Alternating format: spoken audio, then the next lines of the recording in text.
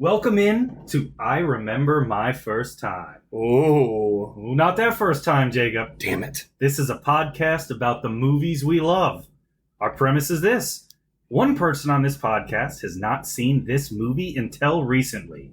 We discuss that movie, and for us, those of us that have seen it for the first time, we discuss it upon further rewatch and our first time watching it. Jacob, what movie do we have today? We have the 1981 Bill Murray classic, Stripes. Ooh. Jacob, no, we're not homosexuals, but we are willing to learn. Oh, yeah, definitely willing to learn. If it's a requirement. I am BJ Leica, joined as almost always by Jacob Eachus. Almost always. That's just like I love you, man. I'll see you there. I'll see you at another time. And with us today is my brother, David Eachus. Had him on special for Stripes because he's in the Army, and I'll let him introduce himself further. I didn't know I'd be introducing myself, so happy to be here. And full disclosure, I am in the Army, but never went to Army boot camp, so maybe those scenes are accurate. I guess we'll never really know on this podcast today. Well, It definitely wasn't accurate. not accurate at Full all. disclosure.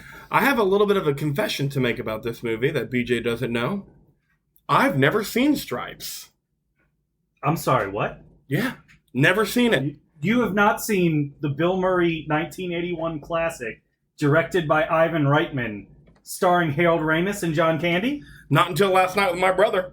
By the way, it's 41 years old now. That's how old this movie is. So it's a classic. Not just classic the way we think of, classic movies. It's If it was a car, it'd be an antique. exactly.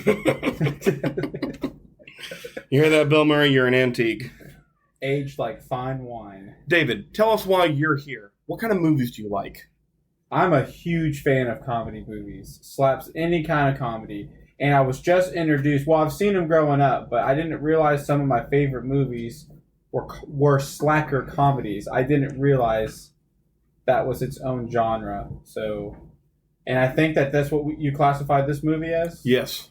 It's a lot of different things, but I think first and foremost, I would call it a slacker movie. Yeah. I'm a huge fan. And it has that more traditional comedy, not like trying to go for the most laughs. Like, Yeah. hey, laugh at this scene, laugh at this scene. They're like subtle jokes, I felt. And those hit harder when you're like, especially when you're rewatching a movie, you're like, oh, I missed that one the first time.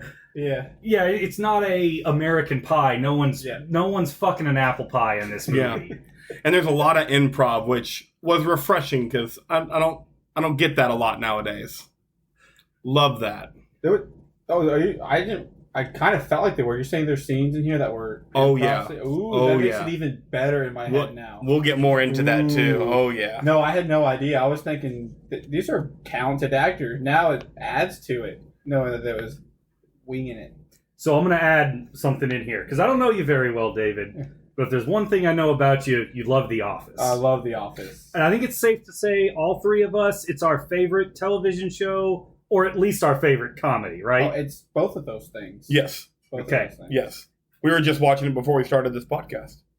Harold Ramis, plays Russell Ziske in Stripes, directed 4 episodes of The Office. No way. I had no idea. Ivan Reitman, the director of Stripes, his son directed 2 episodes of The Office. I have to go rewatch those episodes now. I know Jacob usually does the trivia, but he's your brother, and I wasn't going to let him have that tasty nugget. Yeah. Did you know that, Jacob? No, not until just now. Ooh. We almost missed out on some gold information there. I know it. So Jason Reitman, Ivan's son, directed Frame Toby and Local Ad. and Harold Ramis only did 4. Local Ad's such a good episode. These are some heavy hitters of what he did. He did Beach Games. Oh my God. Wow. He did Safety Training. No. He did Benihana Christmas. And he did the Jim and Pam's childbirth episode. Wow. The Delivery, I believe it's called. That last one's surprising with the other 3 in there. Safety Training, I feel like it has him written all over it. That does. Mhm. And I thought the ad one did too. The The cold opening's the best part of that episode. Wait. The one on whatever street. He's running. That's that director. I see it. That's awesome. And so I thought in safety training, first of all, the gambling on the side. Yep. Total Harold Ramis move. The other thing that really stood out to me is when Michael and Dwight were on the roof, or Michael was on the roof threatening to jump. My life. And Jim goes, I thought the first performance was a little rough. They really caught their groove in the second performance. Thinking about taking my mom to the matinee tomorrow. Looking back on it, that is extremely Harold Ramis. Yes. Especially if you talk to almost anyone who doesn't even know The Office, everyone knows that classic line from that episode. Dwight, you ignorant slut. You could just almost anyone knows what you're referring to. My throw pillow says that right now. See? So David, I'm assuming you like this movie. I did like this movie. All right, so let's get into this movie. Let's do it. Who's ready to talk about it? I'm ready to talk about it. I'm also ready. Yes, sir. Usually to start these movies off, I do a good summary and a bad summary. I couldn't really find a bad summary on this movie because it is a great elevator pitch movie. It's real simple. Slacker John Winger, after a horrible day, decides to turn his life around by joining the army with his best friend. They get stationed in a platoon of other misfits. Hilarity ensues. Sounds good to me. I did give it some thought when I knew that you did a bad review, and I couldn't think of one either. I was like, how you describe a movie badly is what I thought about going with it. You can't do it with this one. I couldn't think of a way to do it. It's so simple. Like I said, it's a great elevator pitch. Yeah. Take this movie to anyone. It's like, okay, I got it. Yeah. Cool. Now, critics-wise, we always do, of course, our Roger Ebert review. Oh, is he? Who is that? Is he a pretty famous critic? Siskel and Ebert. Okay. He's Roger Ebert of Siskel and Ebert. Got it. Yeah. Reviews like every movie up until he died. Ah, okay. Real unique opinions about things. Got it. What do you think he thought of this movie, Jacob? I think he liked this movie. For some weird reason, I think he liked Bill Murray's character because I think Roger Ebert's kind of a jerk and Bill Murray was kind of a jerk through the whole movie. I think he really liked Harold Ramis. I really think he liked John Candy's physical comedy because none of it was ever too much. So I thought Raj would hate this movie. He usually hates all comedies. 3.5 out of 4 stars. Oh, I wish I would have said something before you. I said I thought he was going to give it a middle ground. That's what I thought he compares Ivan Reitman to Mel Brooks and Woody Allen. Yes. That's pretty accurate. Thank you. Don't you think that's pretty accurate? Thank you. I think it is. You just usually in slapsticky movies like this, Roger Ebert's a little too highbrow. He loved it. One of the highest critic reviews on this movie, on this film. Oh, nice. Knew it. What did a bad critic say? A review not as kind as Mr. Ebert's was done by Time Magazine. It says it was a staff-written column. I don't know what that means, because it's a paragraph. Tired moviegoer, meet tired movie maker. Director Ivan Reitman is a canny merchant. He knows that easy laughs are the surest, that teenagers love to watch goofballs shape up without losing their shambling style, and it doesn't hurt business to insert a sorority shower scene or nude wrestling match every half hour or so. Stripes will keep potential felons off the street for 2 hours. What? Wow. That was a little harsh.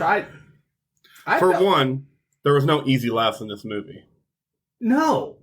I think people got hit in the nuts a couple times. Sure. I guess that's easy. But you're wrong, man. Okay? You're wrong. And how War on Drugs is this comedy movie will keep felons off the streets for 2 hours. Right. That's the dumbest thing I've ever heard in my life. I hated that review. That's a terrible review. And you know what? This is rated in the top 100 military movies ever made. It's not military accurate, but it is one of the top 100. And what do all military people love? Boobs. So why not throw those in there? I'm just saying. I'm just saying. Preach. Yeah. Chicks like boobs. And I don't know a single person who says, "Hey, you want to see some boobs?" I'm like, nah.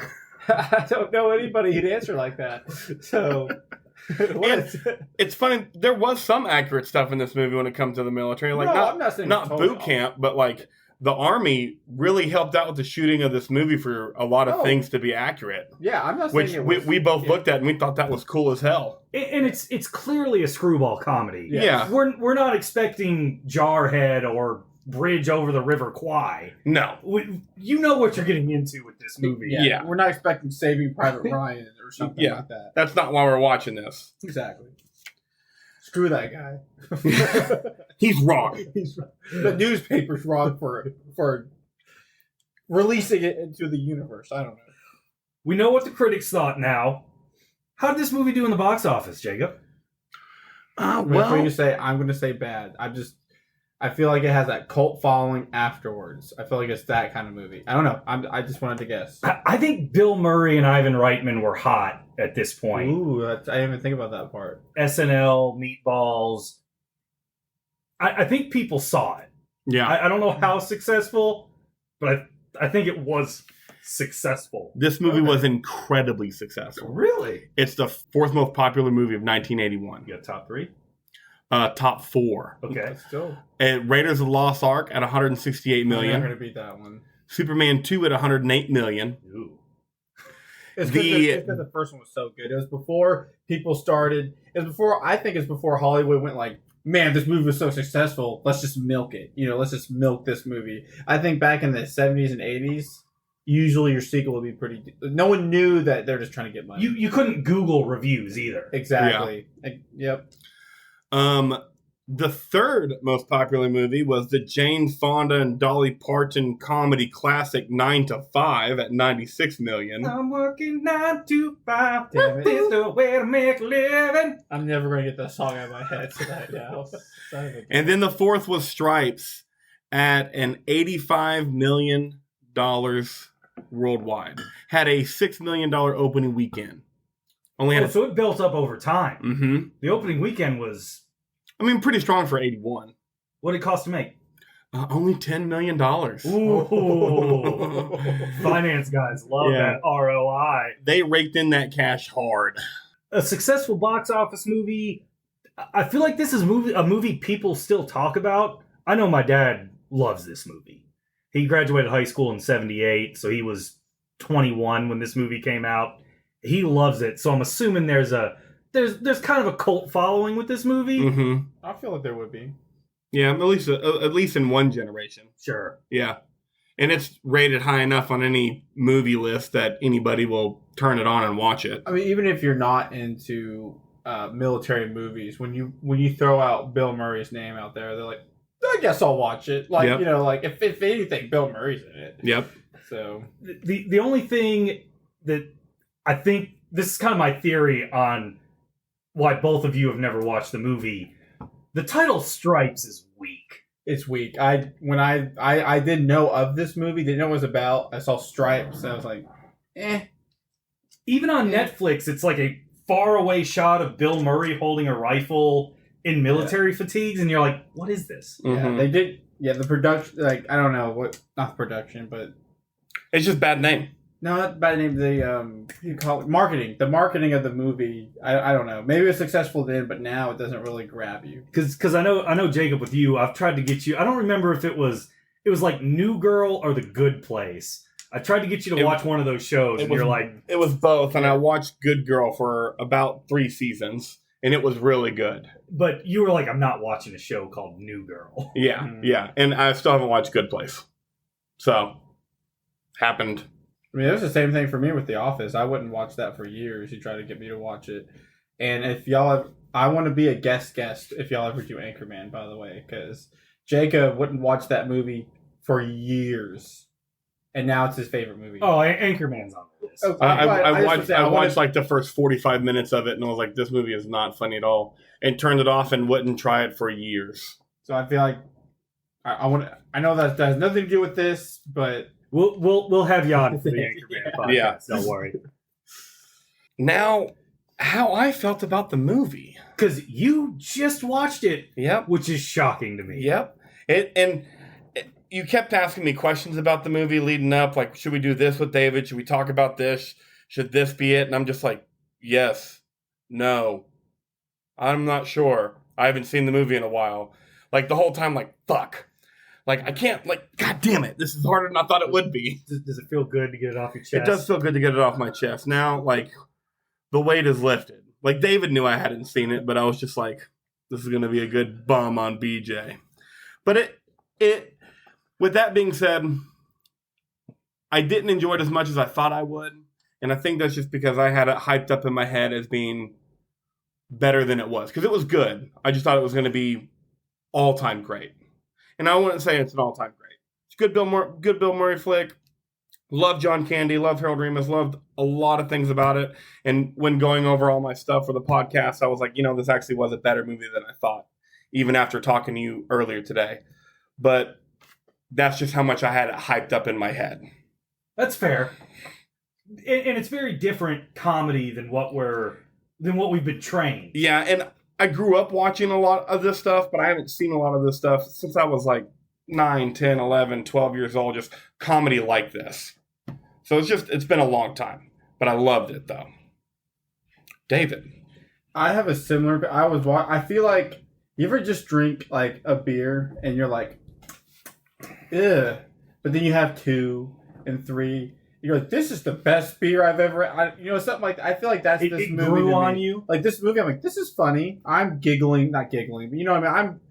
It's funny the whole time, but I feel like as I rewatch it, I'm going to laugh more and more. I feel like it's like that crappy beer I get at a party. Not that the movie was crappy. I'm just trying to, what I mean. Like a Budweiser. First time I had Budweiser, it wasn't a good beer. Mm-hmm. Now it's one of my favorites. Yeah, it is like that because it's. And most of the time with comedies, you're like, oh, I can sit back and play on my phone and just laugh occasionally. Yeah. This one is so rapid fire dialogue that you kind of have to be paying attention. See, and that we talked about reviews, and I read this one review that said he felt like it was a bunch of skits just plastered together. And I think that's because he probably wasn't paying attention. He was probably, like you said, on his phone. And then thinking of different ways to write a review. Yeah, and then he missed the point of how the movie was flowing. Mm-hmm. So my first time watching this movie, this was shortly after I saw one of my favorite films, Zombieland. And Bill Murray does something that I wish they did more in movies, which is the 5-minute cameo of just being hilarious. I think the standard bearers of that are Will Ferrell in Wedding Crashers and Bill Murray in Zombieland. Yeah. And after I saw that, I was like, you know what? Let me go check out Bill Murray. I'd seen Ghostbusters at that point. I'd seen Groundhog Day. I was like, I think I'm missing something with Bill Murray. So I kind of went back and over a month or so kind of rewatched a bunch of Bill Murray movies. I think this was my favorite. Really? I think it was. The thing with Bill Murray movies is I like his performance more than the movies. Ooh, generally. I like that description. Because I feel like for example, Groundhog Day. I love the movie, but I talk to other people and they're like, it was okay. But I'm like, Bill Murray makes the movie. It's him. I don't know. Yeah, that's kind of all Bill Murray movie. Yeah. I kind of feel that way about. Mm-hmm. So I was kind of thinking, because he's in the same realm of Steve Martin and Chevy Chase. Isn't that crazy when you just... You're so talented, everything else is just around you, just not as good. Well, it's like and you don't mind it one bit. Yeah. The movie could be shit, but you're like, I'm enjoying watching him do his thing. This is fun. It's like wrestling. I don't care for wrestling, but damn it, do I love Stone Cold Steve Austin when he gets out on stage. I'm like, this is all stupid, but yeah, Stone Cold 316.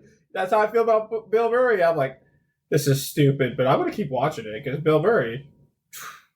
So Chevy Chase, Steve Martin, Bill Murray, kind of all, I kind of consider them in the same class. Can you remind me who Chevy Chase? What movie is he like? What the vacation movies. Got it. Okay, I see his face now. Okay, right. So I was kind of ranking them in my head, and I'm like, I think Bill Murray's my favorite. Then Steve Martin, then Chevy Chase. Well, you would put Chevy Chase below Steve Martin? But when it comes to the movies, I think I like Chevy Chase movies the best, then Steve Martin movies, then Bill Murray movies. So it's real weird that's kind of how I feel about those three, because I think it's fair to say that those guys can be categorized. I don't together. disagree with that description. What do you think, Jacob? Do you kind of agree with that? Yeah, I do. And I don't know if I've ever thought about it before, but as you were saying it, you're having this aha moment. Yeah. And I am too. Because spot on. Bill Murray is better than the movies he's in. For sure.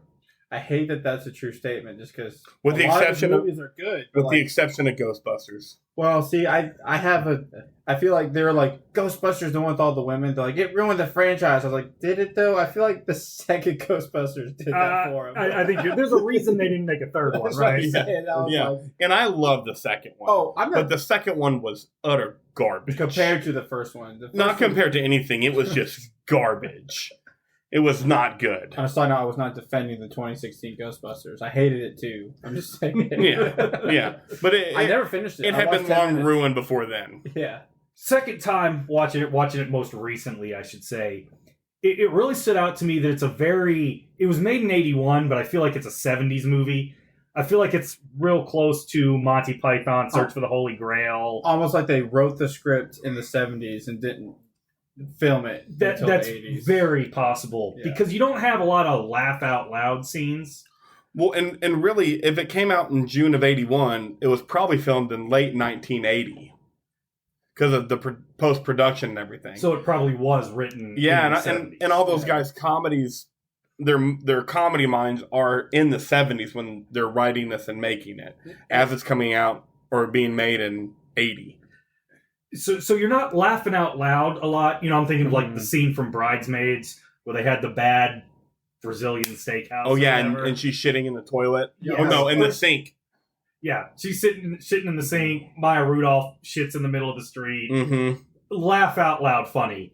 This movie, I kind of chuckled the whole way through it. Yes. This movie doesn't get a lot of laugh out loud moments, but it's a constant chuckle. It's a good time. I don't think they go 90 seconds in this movie without trying to make a joke. Oh, and I agree. And that scene that I keep going back to movie reviews because I kept getting stuck on them, where they were saying that no one liked the mud fight scene. Like, I feel like people don't really realize once you go to boot camp and you're there for however long, the first thing you're gonna do is something crazy like that. I mean, why would you not? What's boot camp? 6 weeks? Well, for Army, it's 8 to 9, I think, something like that. And then mine was 13 weeks. So it's it's a minimum. We don't talk about I don't know what the Coast Guard is, but the Navy's 8 weeks. So I imagine the Coast Guard's an afternoon. Yeah. No offense, Coast Guard. That was a joke. Yeah. Calm down. Yeah, but I feel like when you're stuck on this base for 2 to 3 months. I just disagree. That's how I felt about the movie. I thought that scene was very appropriate. I mean, I know it was a rated R movie, and I guess they weren't going to go straight up to a strip club, but they went pretty damn near where a lot of guys would go. That seems like way more fun than a strip club. I agree. Yeah, I think they thought, let's do better than strip club. And I love that they're objectifying both sexes too. Oh, both. Because there were Chip and Dale guys in there. Did you like how the Chip and Dale guys? You're like, that was a Chip and Dale's guy in 1981, right. Nothing. I mean, they got better bodies than me. Don't get me wrong. Sure. But when I think Chip and I'm thinking I'm gonna look at Channing Tatum and Matthew McConaughey. One of our minds go there. My mind went there too. Damn you, Channing Tatum. my mind goes to that scene in The Curious Case of Benjamin Button when Brad Pitt's finally at that perfect age and he comes out shirtless, 6-pack, and he just got out of the shower, and homegirl's like, oh my God, you're perfect. And I look at myself and go, he fucking is. Jesus Christ. Well, you got the way we're talking. Bill Murray already covered this at the beginning of the movie, like you said when you quoted the movie when we first started. I'm not homosexual, but I sure can learn. If no one else has anything else to add about this movie, we're going to get to our overarching discussion. We talk about something different depending on the movie.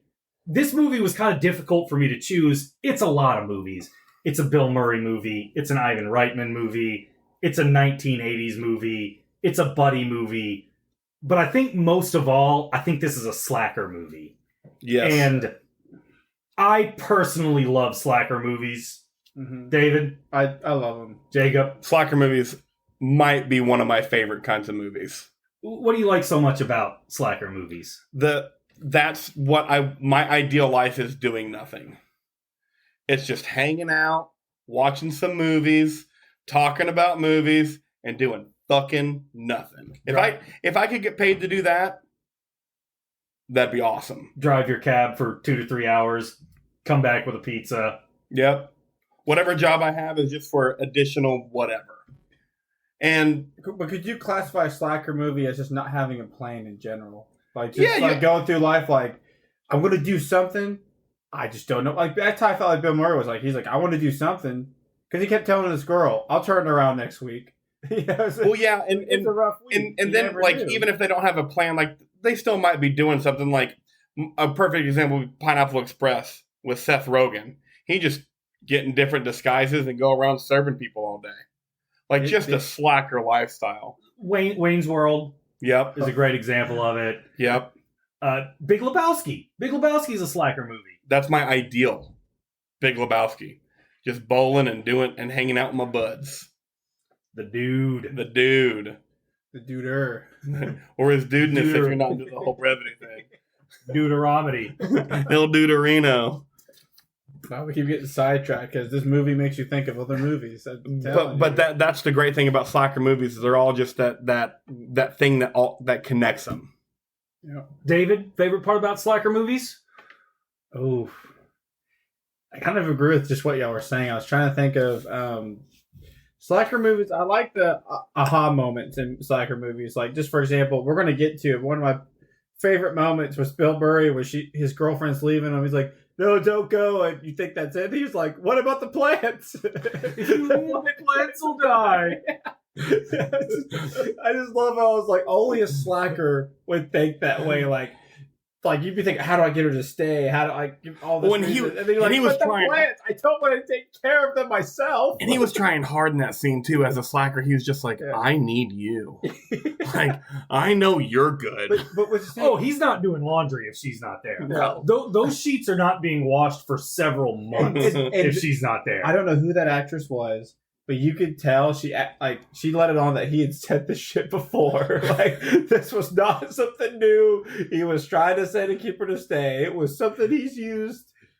I don't remember her name in the movie. She did not have to be as good as she was. No, she commanded the screen for the 45 seconds she was on it. Yeah. She was topless for 30 of those seconds, but and I appreciate that. This could have been an unnecessary nudity movie. Oh, yeah. There was a scene in that movie where they didn't need to be topless, but I appreciate it.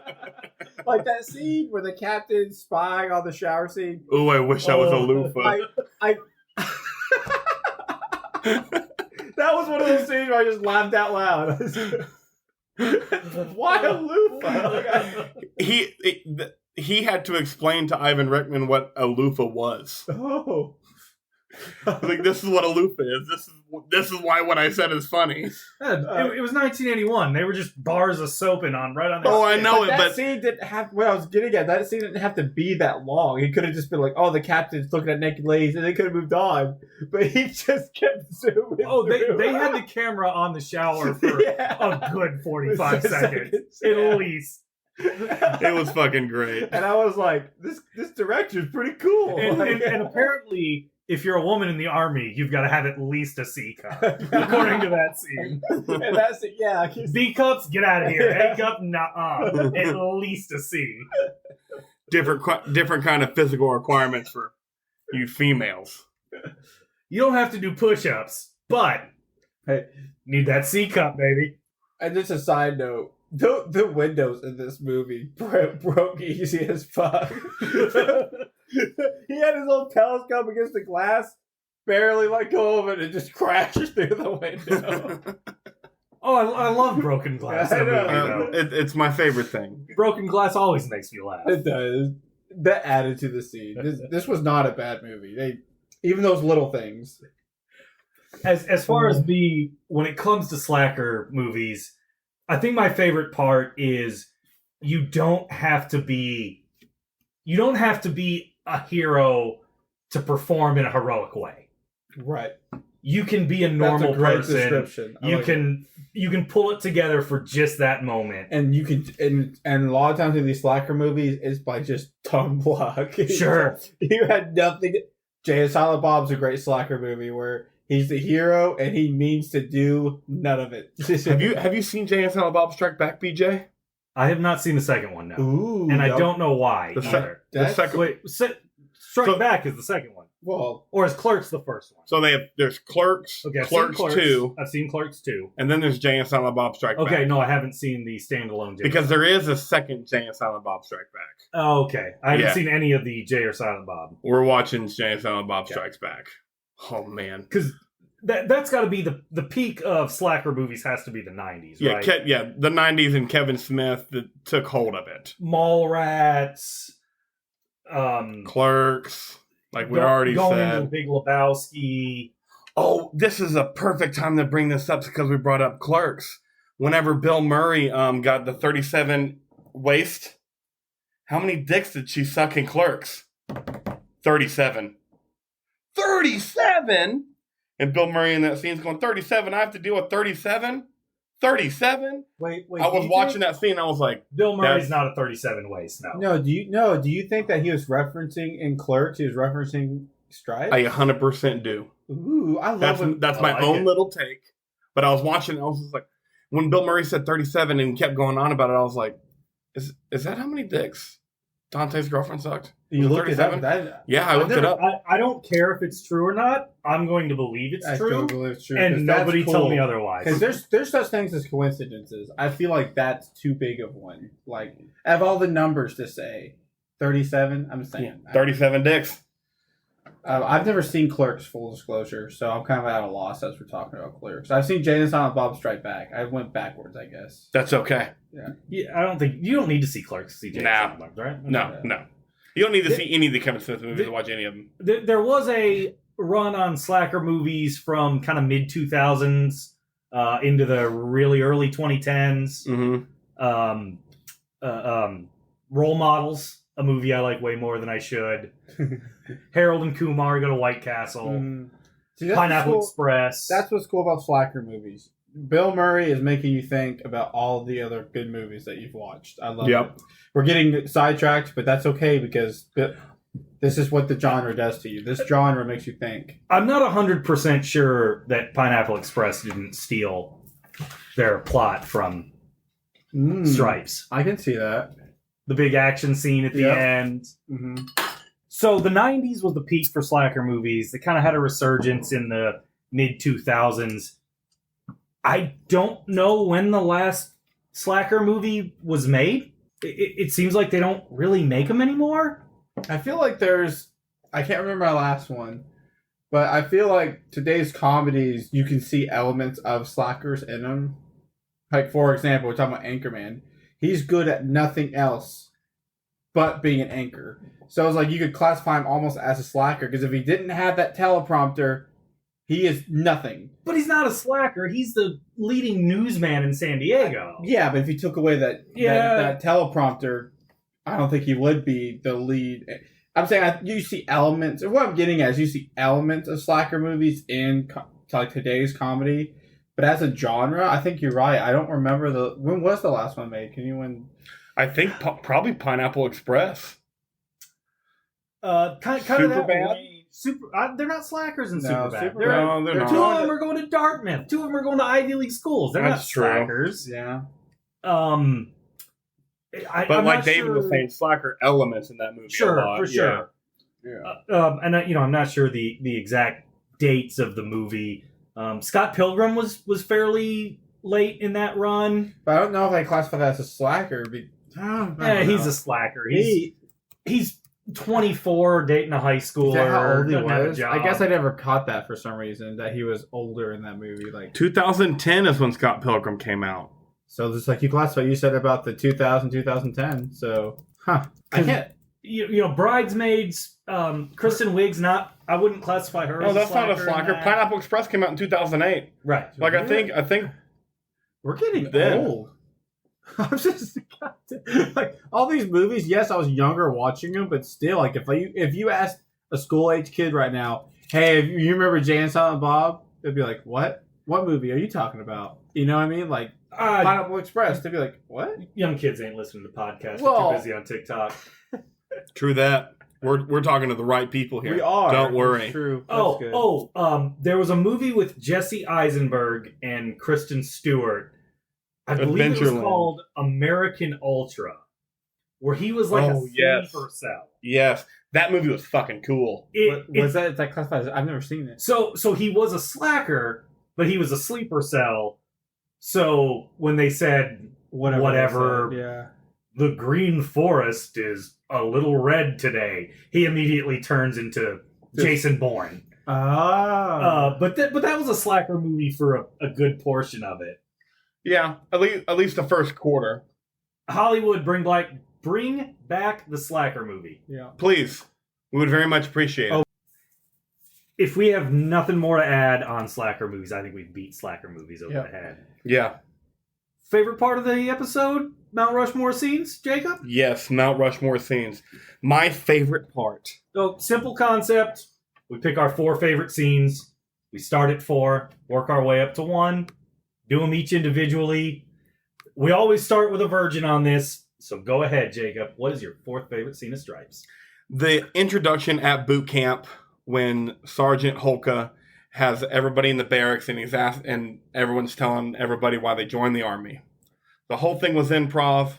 I didn't realize watching it at the time, but Sergeant Holka's laughing.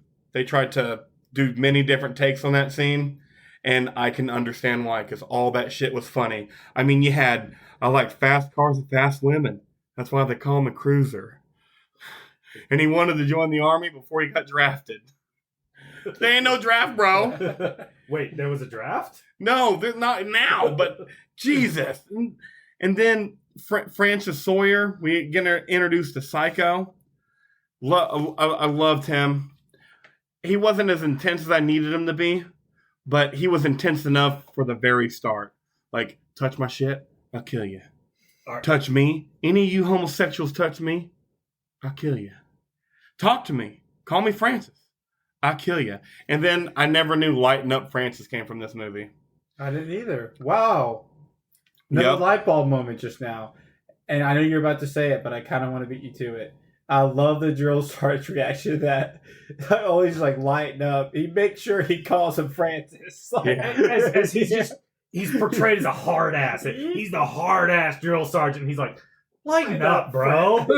Yeah. He made sure he insulted him lighten up Francis. He didn't have to say Francis. He didn't have to say Francis, but he did because he was like, know your place, bro. Yeah, exactly. You're saving the best for the last in this scene, right? Oh, yeah, of course. Okay. John Candy wanting to be a lean, mean fighting machine. Harold Ramis. I love his definition of being a pacifist. Don't hit anyone unless you can get away with it. That's right. I missed that. That is good parenting right there. This would have made my scene if I remembered that. Oh, that's perfect. Bill Murray joining the Army because he wants to get more chicks. He wears a bunch of interesting underwear, but not often. But when he does, it's interesting. And then he called the guy next to him Lee Harvey Oswald. Called him just Lee Harvey, but I was like, oh, I love this scene. Loved it. So you didn't like that John Candy's therapist said that he swallows his emotions and a lot of pizza? I did like that. But I like the Lee Harvey more. Yeah, the Lee Harvey.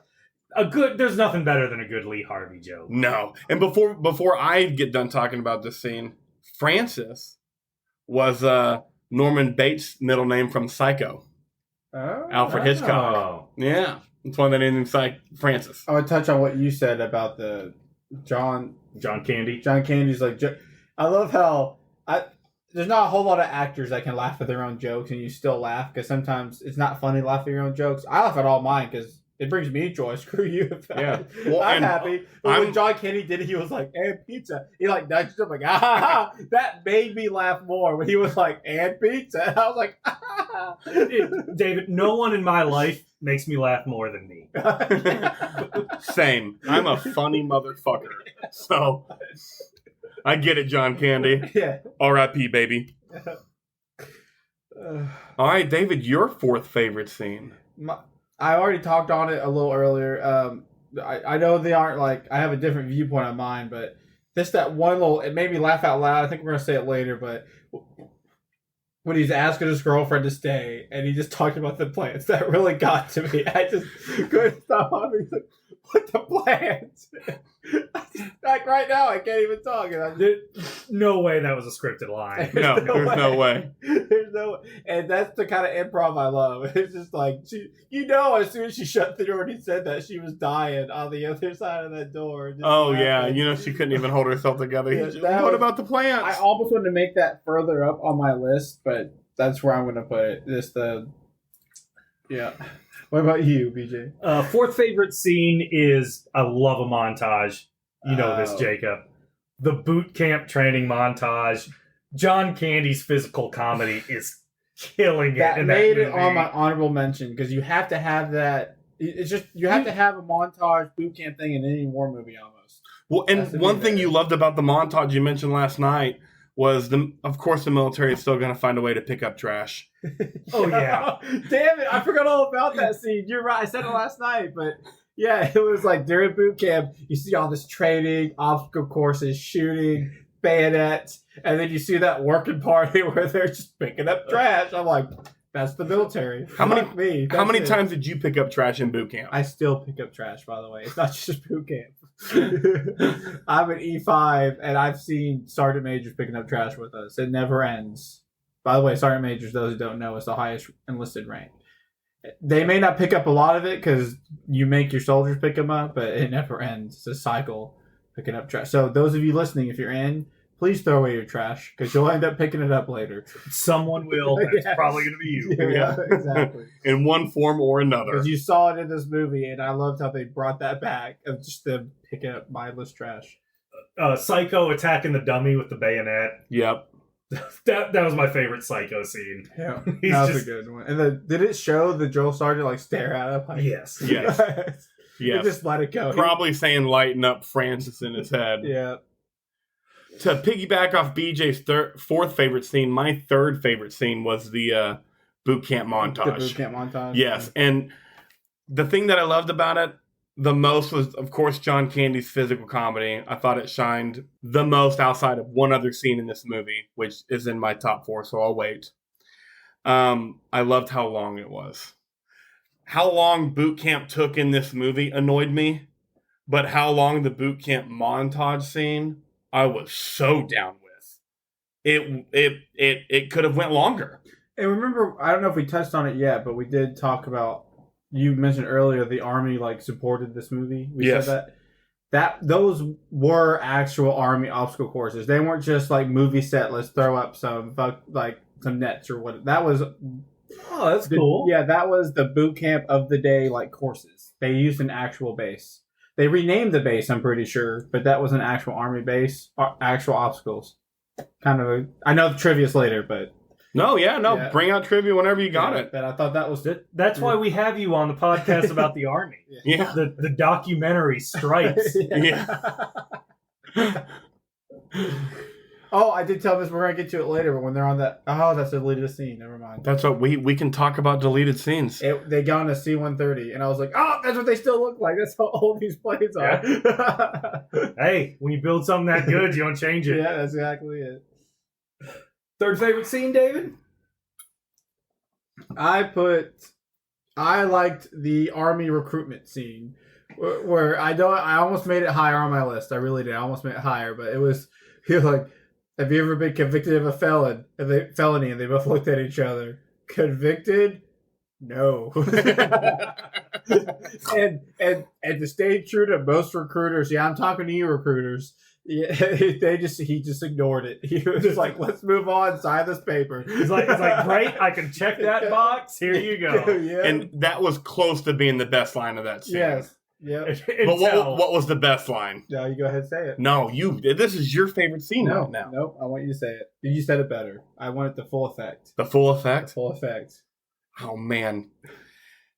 Are any of you two homosexual? No?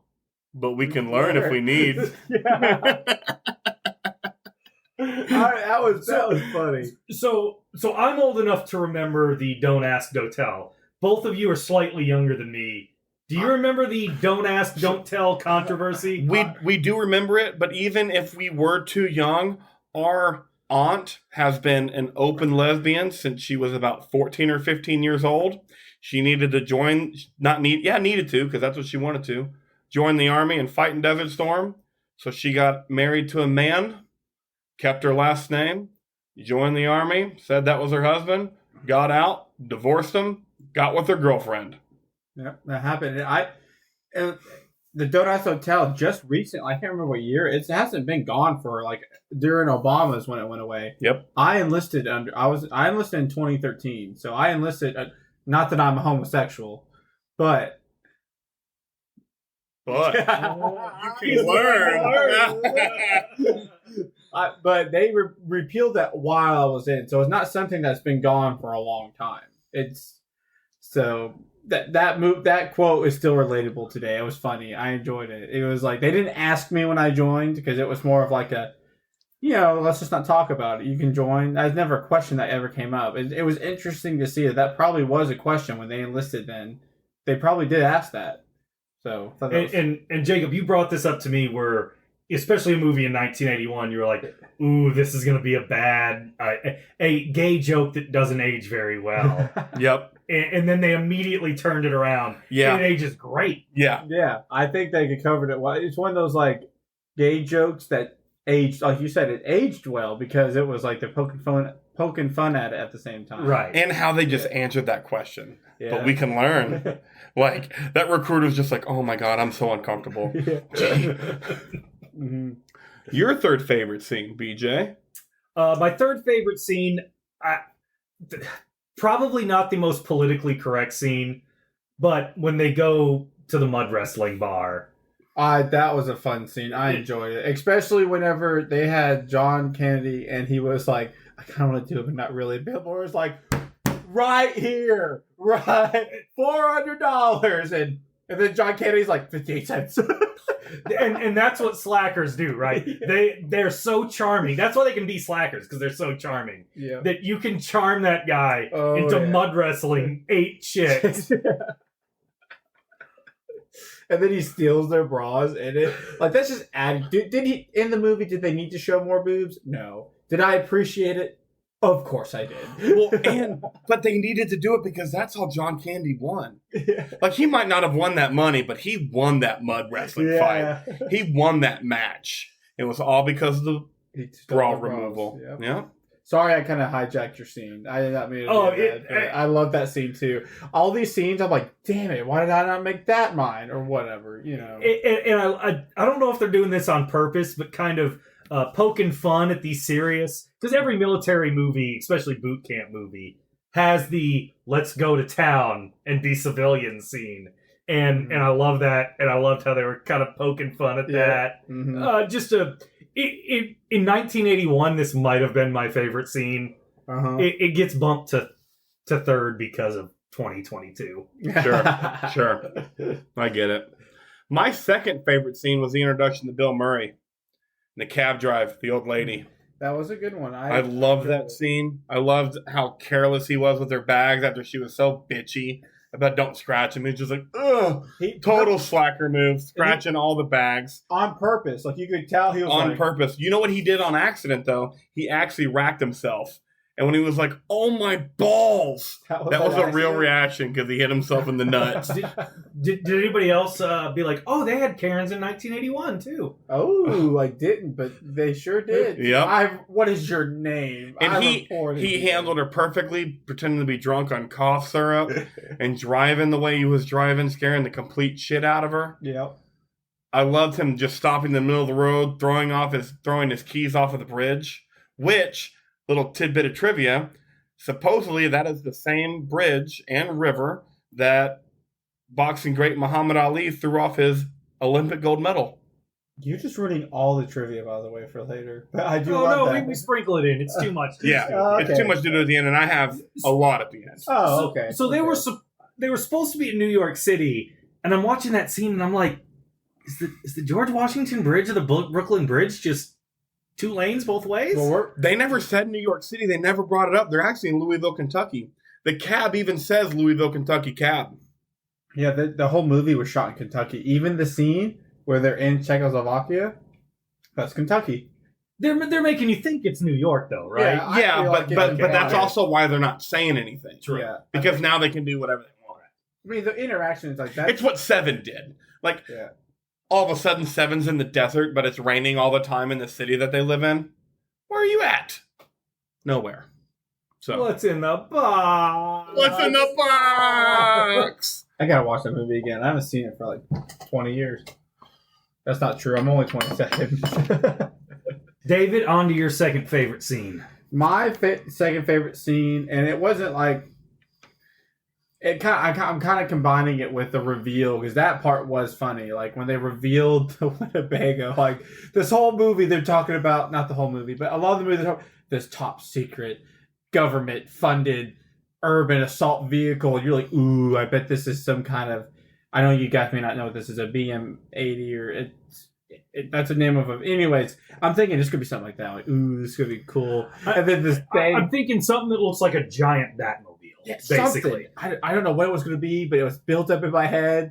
And then not only is it a Winnebago, it's a lime green Winnebago. I'm like, I'm laughing because I'm not surprised. Like, it's supposed to be funny, but I'm like, this doesn't surprise me at all. Like, wow. So, something the U.S. military would definitely do. Yeah, Yes. they're like overpaid for this top, and that's what made me laugh. And then it goes on to where there's an extended scene where it actually explains why they were on watch. Like the drill sergeant, whatever, what was his name? Holka says everyone's on weekend pass or leave except for you two, and points at Bill Murray and Harold Ramis, and they're like, "Fuck!" And so that's a deleted scene, and then it shows him sitting next to the RV, and Harold Ramis doesn't want to get in trouble. He's like that, like he's like, let's not get in trouble. And then Bill Murray's like, hey, let's go to Germany. He's like, no. It took him a second try, and that was it. He was like, okay, let's go. And that was like, that's the military. Like,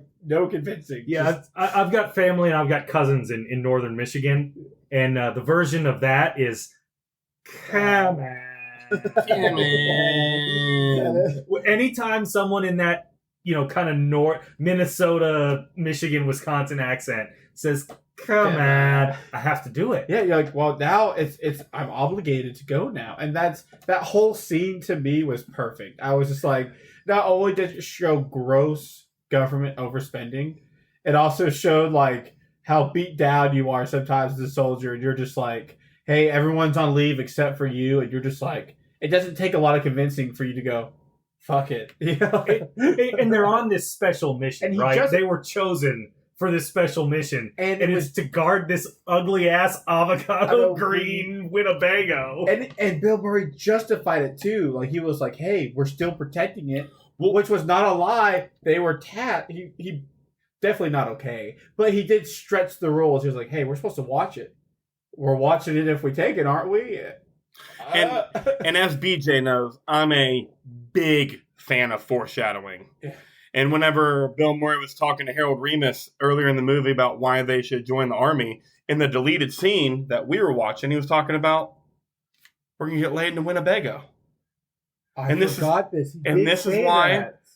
why we're going to join the Army. Because we're going to be in some station in Vietnam, and they're going to be like, hey, you got a Winnebago, and I'm really happy you're keeping the Chinese off my back. So I'm going to be like, yeah, you're welcome, lady, and we're going to get laid. And then the Winnebago showed up later. Wow. It all makes more sense now. I missed that when we were watching it. He did say, he was referencing the Winnebago later. It adds to the funniness. I feel like this should be my number one, but we'll reach it later. So I watched this movie by myself, and when the camera comes in and shows that Winnebago, I believe the noise I made sitting by myself in the living room was, "Put." I don't know why I remember that noise, but that was the noise I made. Well, it wasn't like, it was shocking, but at the same time, you're like, it's not that shocking. Like that, like that it was a Winnebago out of all things. What was your second scene? So this actually fits perfectly because when they have to go into Czechoslovakia and you see what the Winnebago can do. Oh yeah, it actually is pretty badass. It was. Because they kind of make you wait. You're like, Yeah, you what wait. does this thing do? Is it literally just a Winnebago? It was like 2 or 3 scenes later that you get to see the Like Winnebago. all you got to see was Harold Remus reading the user manual of it. Yeah. Like, this shit does a lot of cool shit. Yeah, and I never thought we'd get to see it because I thought that was going to be part of the joke. That we were going to be introduced to this top secret Winnebago, and then that was kind of going to be kind of the joke. Like, that was all we were going to get to know about it. Oh, no, Like, it was pretty badass. Yeah. It was it had missiles and armor on it. Granted, that armor, if you really look into it, wouldn't have done shit to bullets. But it was still fun. It doesn't to watch. matter. It doesn't matter. It was Yeah. fun. It was. They're breaking them out when John Candy Ox goes to charge was he the captain, the annoying guy? Yeah. I don't remember what his rank was, but he's pissing Ox off. Yeah. He goes to charge him and just busts the door open. Yep. Well, one thing I loved, I read too much into movies sometimes. Like, you just need to enjoy the movie to enjoy the movie. 'Cause I love how the Czechoslovakia Russian soldiers were gone conveniently when they needed to be. They're on their tails, and then they're just gone. And they're, like, doing all their other escape stuff. And then they're back again. Like, what were the Russians doing? Like, hey, let's give them a minute. Hold on. Yeah, they're just there's what, a dozen of them. Yeah. And they're just walking right through the base. No one sees them. Yeah. It was a base. There are literally military personnel everywhere. And especially if you're on alert, you're going to be swarming. But nope, they're just like walking through base, and they're just like, yeah. The way they ran away from the flamethrower and never came back, that cracked me up. I laughed more than I should have. Like, oh no, a flamethrower, run! Can we go back? Nah, man, it's a flamethrower. Like, fuck that. Yeah. Hell no. Fuck that. Yeah. Flamethrower is not my friend. That was a good scene. At first I thought it was underrated, but that adds to the comedy to me, where it's like, we're the soldiers. And that's where I got like real Pineapple Express vibes. Yeah. Where the big, like, oh, this is an action movie all of a sudden. Yeah. Great. Yeah. So my first favorite scene, mud wrestling scene. We've already addressed it. I'll just say, love John Candy's physical comedy. Quick bit of trivia about that scene. It was all made up on the spot by Ivan Reitman. John Candy was very uncomfortable during the filming, and Reitman had to talk him through it. He's very uncomfortable with all that physical comedy he was doing, which even adds to how just great that scene was to me. And then what really made me like that scene before the physical comedy was Bill Murray's motivational speech, which I have right here. Fair? Who cares about fair? The world isn't fair. Truth is fair. Is it fair that you were born like this? No. They're not expecting somebody like you in there. Ox, they're expecting one of these slugs. You're different. You're weird. You're a mutant. You're a killer. You're a train killer. You're a lean, mean fighting machine. $413.58. And the way they described Ox's character in that movie, that was exactly the kind of speech that character would need to hear to get in there and rip off some bras, you know? John Candy is the cherry on top of this movie. He was an unexpected actor in it. I don't know. It's definitely a worse movie if John Candy's not in it. I agree.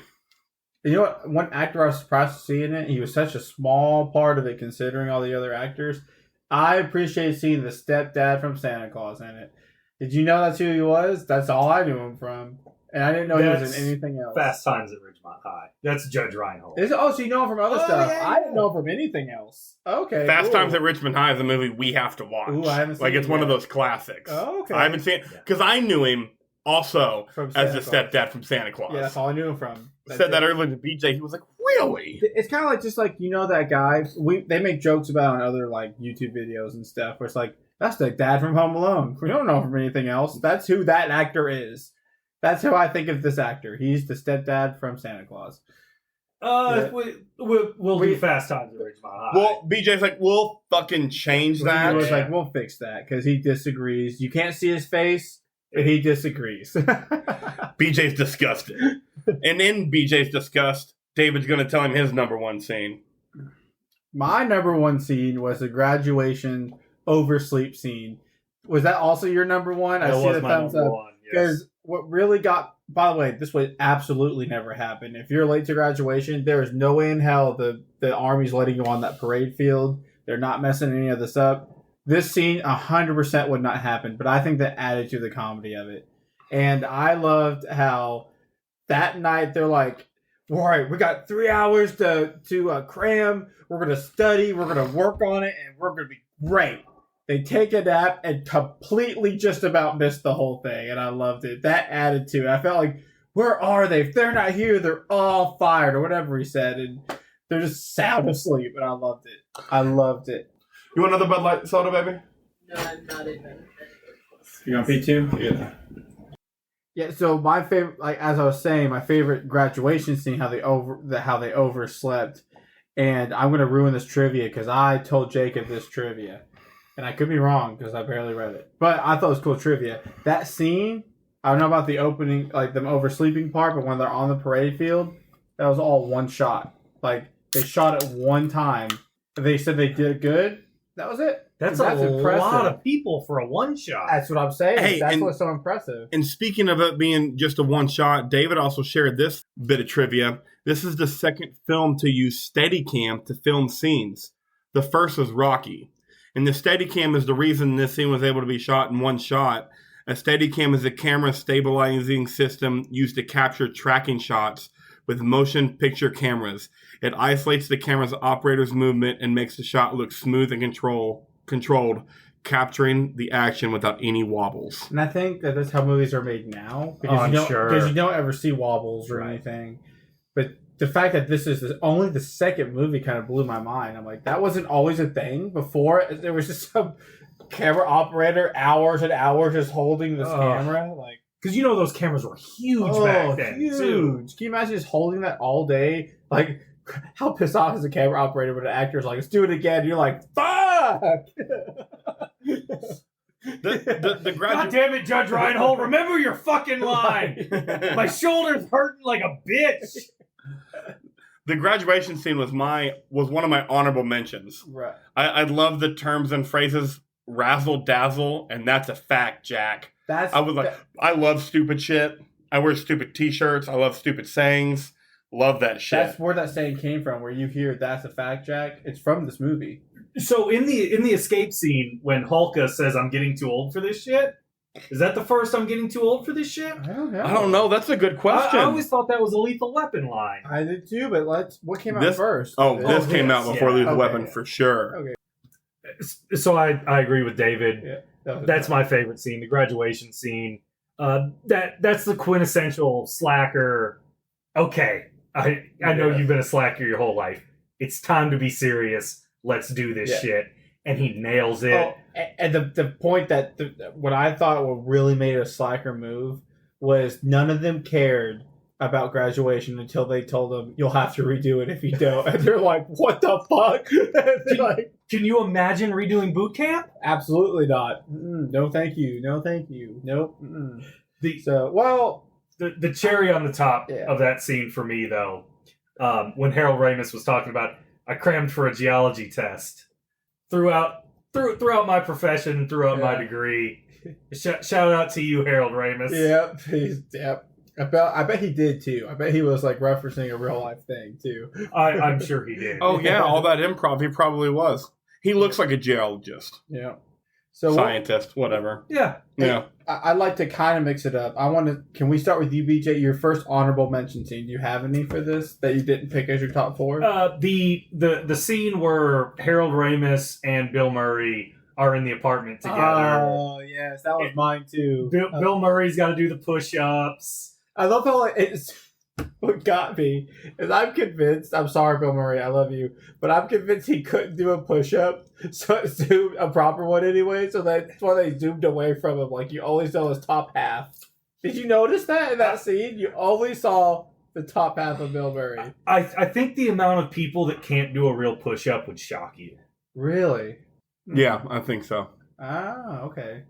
It's still funny to me that they made sure they didn't show all of them. And I don't know, this might be an 80s thing. His arms are way too wide. Yes, yeah. It was not a proper push-up to begin with, but I love how they made it where they didn't show his whole body, where they're like, he's doing them. Don't worry about it. But then if you think about when you reshoot a scene over and over, how many push-ups do you think he had to do for that scene? I bet he had to do a lot of push-ups. But that's why they filmed it from the up top, so he wouldn't have to redo it. Oh. Is that a true I mean, thing? I'm just guessing because you can't really see, so it's just like you just see it's like shoulder blades and up. Yeah, that was my honorable mention because of the whole basketball thing where he was like, "Help out, bro! Help out!" And it goes to the other window. Window breaking. And it doesn't faze Bill Murray at all. He's just like, man. all right, then, cool. When he mentioned that if he didn't dry out, he'd be dead by 30, in that scene, I was like, oh, motherfucker, I thought you were 35. Yeah. He does not look like a young 30-year-old, and he was turning 30 during the filming of this movie. What? Yeah. He was actually 30, looking mid to late 30s. We're talking about Bill Murray, right? Yes. I love you, Bill Murray, but you do not age well. He aged well as he got older. Like when he hit like 40 or 50, because right now he just looks older. But he's always looked 40 to me. Like now he just looks older. Yeah, so then he looked good as he got older. Fair enough. Okay, I see that, but not a good-looking young man. A lot of drugs. He did a lot of drugs. Sure. Yeah. But if you're listening, Bill Murray, let's go golf sometime, right? Yeah. Yeah. Or do drugs. He does stuff like that. Or both. I don't know about the drugs part, but did you hear how cool Bill Murray is? Oh yeah. He was invited to a college frat party one time. He showed up and partied for a little while, did the dishes, and then left. Yeah, Bill Murray's the shit. Yes. That's the kind of guy he is. If I was famous, I would do shit like that too. Just show up to random parties I was invited to, show my face, say what's up, leave. Hasn't had an agent for decades now, right? Really? He doesn't really do movies though anymore. But even when he was doing them. I don't know the answer to that question. And shout out to Bill Murray in Space Jam. When Michael Jordan asked him how he got there. I forgot he was in Space Jam. I forgot he was in that. And then I was like, how'd you get here? And there's no explanation. Just that Bill Murray. Driver dropped me off. Yeah. Because Michael Jordan had to do all this shit to get there. The Looney just had to come get him. And then Bill Murray just shows up. Like, how'd you get here? Driver dropped me off. Like, no other explanation besides Bill Murray could go wherever the fuck Bill Murray wants to go. And that was the explanation. I loved it. Damn, we gotta do Space Jam. You gotta do that one too. That was a fun. BJ just rewatched it. He said there's no point. Oh, okay. He said you remember all of the good parts. All of the nostalgia you just had. You got it. Got it. So the podcast is called I Remember My First Time. So it may be good for remembering the first time. Because it would be a nostalgia trip. That's true. You're just like, because when I watched that movie, I was like 7. And I was like, I didn't even like basketball, but I thought it was a fucking tit. Do you have any more honorable mentions? I said the basketball throw. You already mentioned the boot camp montage. The last one, we have not talked about it yet, was the son of bitch. Shit. The classroom scene. Yeah, I laughed way harder than I should have on that one. I enjoyed that part, that scene too. Not because the son of bitch shit part, but when because I'm watching him and DJ said this. Please go. When I'm watching him, I'm watching what was his name in Ghostbusters? Dr. Venkman. No, that was Bill Murray. I don't Dr. remember. Venkman was Bill Who Murray. cares? I'm watching Harold Ramis from Ghostbusters, and he's just like, so, my name is Russell Zinsky, but y'all can just call me Russell. There's no point in calling anybody by their last names, because I probably couldn't pronounce any of your last names. And that made me laugh harder than the son of bitch shit. For those of you who haven't seen this movie, what made that scene, what he's described even better, is all you see is his face as he's talking. You don't even see who the people in the class are, and then it zooms into the people, and none of them speak English. None of them speak English, and it's not because the first person says he speaks a little English. A little English, and this is why. So you know what? Perfect transition. Yep. The part of the movie that made you laugh more than it should have. And it should have. Yeah. This was mine, and it wasn't the original guy saying "son of bitch shit." Really? It was the class saying it after he said it. Yes, yeah. That was just cracked me up. They all thought, oh, he knows something. Let's all say it too. I loved it. That was.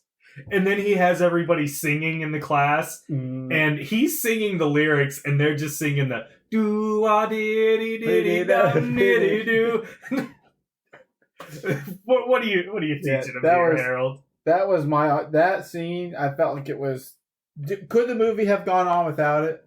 Yes, but I feel like it was great that it made the movie. Like it wasn't one of those like cut scenes. I think it was great. I enjoyed that scene.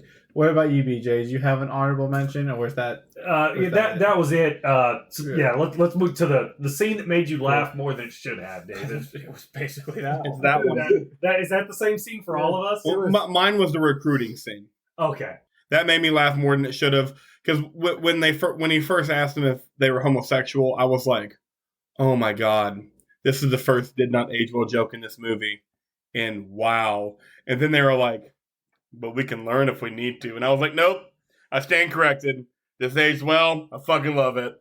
And I just love how jokes don't necessarily like. I feel like if you're going to be a true movie connoisseur or however you want to call it, not all jokes have to age well if you understand the time they were made. Correct. I feel like you understand that this, like that joke scene, people today may have been offended by us laughing that foreigners couldn't speak English. But it's just funny because it's fun. We're not laughing at it for that reason. We're laughing at it because it's funny. Like no one's doing a topless mud wrestling scene in 2022. Exactly. We're just enjoying a movie just to enjoy the movie. They're not trying to be offensive in the movie. They're just trying to make a joke that's funny. And you can't do that today. You can't just make a joke to be funny anymore because somebody will be offended for whatever. That's why I feel like the 80s and 90s were just gold comedy years because you could just make a joke about anything and just laugh, and nobody got mad at you for laughing. And kind of knowing where it's offensive, And they never made real offensive jokes. No. You're right. There were no real offensive jokes. Did they push the line? Of course they did, on certain jokes. But it was because they knew how not to cross. You know what I mean? Like I just enjoyed the 80s comedies and 90s. Well, if comedy's not pushing the line, what's comedy doing? Yeah, exactly. Probably getting hit in the face. Whoa, Chris Rock! That was a great Rob Riggle throw into this podcast. So, just want to say, didn't do that on purpose. Yeah.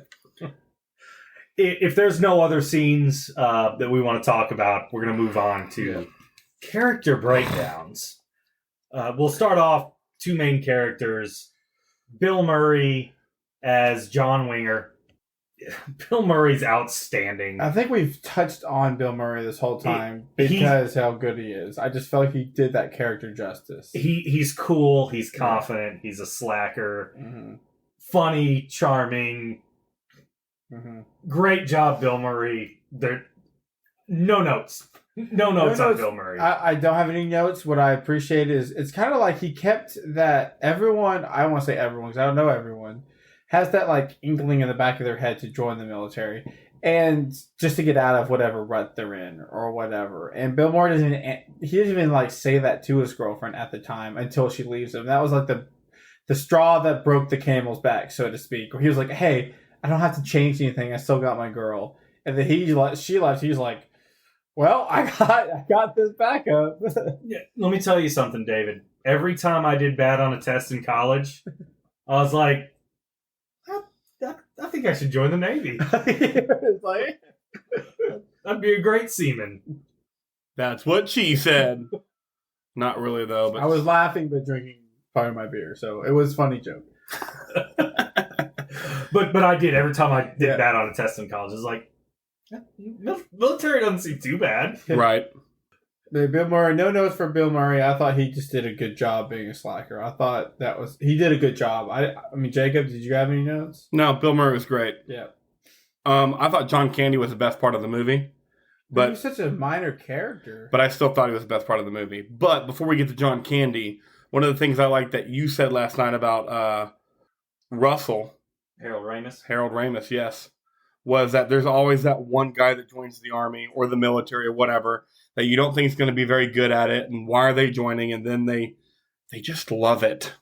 Yeah, and he had that emotional he had that one scene. I can't remember if it was a cut scene or in the original movie. You can verify this for me, where he was like, I forget Bill Murray's name in this movie. We just John. said it. John. He was like telling John by the bunks in the barracks room. He's like, John, this is the best day of my life, and I can't believe this is happening, and I've never been more happy. But get me the fuck out of here. I was like, I don't remember that. it might have been a cutscene, but he was like, I'm so happy that we did this, but I hate myself for doing it. And I was like, my God, that's the military. I do remember when he asked Bill Murray if he thought he'd make a good officer. And Bill Murray was like, "What? Like, chill out, dude." So one of the bonus scenes was a bonus scene part. No, I know, but one of the bonus scenes is just Bill Murray and Harold Ramis, and it's right after the distress call. Everybody's been caught up in the Soviet Union, and Bill Murray's like, "Let's go rescue him. Come on." And Harold Ramis is like, "Man, I made a promise to myself that I would try to never kill someone or die." And then Bill Murray goes, "Yeah, but what if the Russians had your sister and they were raping her?" And Harold Ramis sighs with a smile and looks at Bill Murray and goes, "You've pretty much raped my sister. She'll be fine." I was like, "Oh my God." And I told Jacob when that happened, I was like, I know why that was cut. I was like, That doesn't age well a day after it's shot. Good call, Ivan. Good call. But in that same cutscene, Bill Murray was like, why don't we just go look at Czechoslovakia? Like, who falls for that shit? Like, let's just go look. And he was like, okay, let's go look. It's Czechoslovakia. It's like going to Milwaukee. Yeah. I got my ass kicked in Milwaukee. Okay. No thanks. Yeah. But they went and looked, and then, of course, the ongoing scene. Like, that, I know why that scene was cut. So, Harold Ramis, first time I watched this movie, I didn't really remember any of Harold Ramis. Upon rewatch, fantastic. yeah. And I think the big part with Harold Ramis is this is that character in a movie where you're like, oh shit, this is me. If I made a few different decisions in life, I would be Russell Zinski. Yeah, it's one of those things, like, you could tell that he was more put together. Well, I'll rephrase that. You thought that he was more put together based on he's teaching a foreign language class.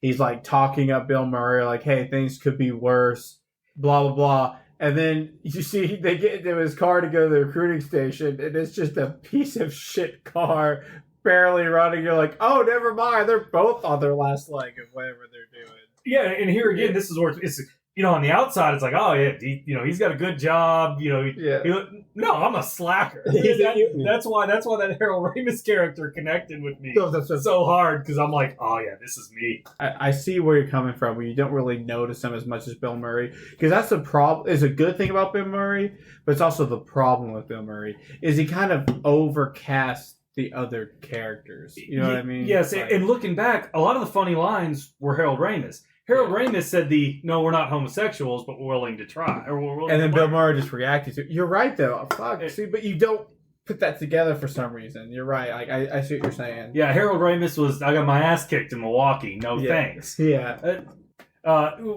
Where's John? I'm going to go kill him. Yeah, in fact, a little bit of trivia that I have is Bill Murray convinced everyone to bring Harold Ramis on. One, to help him with rewriting the dialogue because it sucked, and to help Bill Murray with his own improv. Oh, so I think we should just go into the trivia. Great straight man. Harold Ramis is a fantastic straight man. Oh. Yes.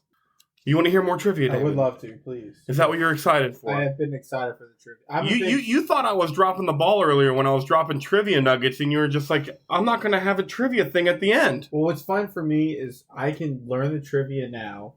I don't retain shit. So, like, I can listen to this later and be like, oh, really? A true soldier. Just say the trivia. The haircutting scene, all real reactions. Nobody knew they were getting the haircut. John Candy actually got kind of depressed. Oh, was his hair that long? Was that his real hair? Yeah. Oh. Yeah. They had real army barbers come in and shave heads.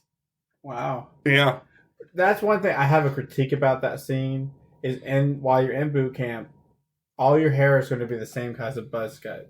They were not all the same kind of buzz cut. And that's I'm Bill Murray. That was another important part of that. Another bit of trivia from that scene is Bill Murray and Harold Ramis were too well known at that point that their hair didn't get cut as short because they had other shit going on. Judge Reinhold as well. Oh, really? I thought I didn't even notice his haircut. That short. Okay. So that's why they weren't cut as short. They Yep. were just like, we got other shit going on. We can't. Yep. Where was John Candy at this point in his career? Very beginning. Oh. Yeah. I see why it took off after this. He's yeah. great. Bill Murray and Sean Young, Harold Ramis's girlfriend in the movie, did not get along. Young did not like Bill Murray's method of ad-libbing during scenes. They didn't even get along so much that Bill Murray vowed never to work with her again. Ivan Reitman, the director, of course, that we've been talking about, improvised having the soldiers drag the sergeant through the mud during the obstacle course scene. Warren Oates, the actor, was Sergeant so Walker. upset and yelled at Reitman over the incident, saying, "If I'm going to get pushed and into mud, I'm going to get pushed into the mud. Don't ever pull that kind of shit again." Reitman has never done improvisation in a film since.